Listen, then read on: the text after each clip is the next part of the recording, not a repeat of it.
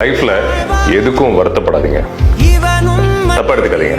என்னடா டாக்டர் வந்து கேஷுவலா சொல்றாரு, இதை நமக்கு என்ன நம்ம இழக்கிறோம்னு நினைக்கிறோமோ அது வேற ஒரு ரூபமா நமக்கு திரும்பி வரும். என்ன நம்புங்க. இது வந்து நான் என்னோட வாழ்க்கை அனுபவத்துல சொல்றேன். நிறைய வாழ்க்கை பாடங்கள் பார்த்தவங்ககிட்டையும் கத்துக்கிட்ட ஒரு விஷயம். வருத்தமே படக்கூடாதுங்க. Trust me. எதுக்கும் வருத்தப்படாதீங்க, தைரியமா இருங்க. நீங்க எதை இழந்துட்டேன்னு நினைக்கிறீங்களோ அது வேற ஒரு ரூபத்துல இன்னும் அழகான ஒரு விதமா உங்களுக்கு வரும். அது மனிதர்கள், வேலை, சொத்து, காசு, பணம், எதுவும் ஒன்றும் இருக்கட்டும்.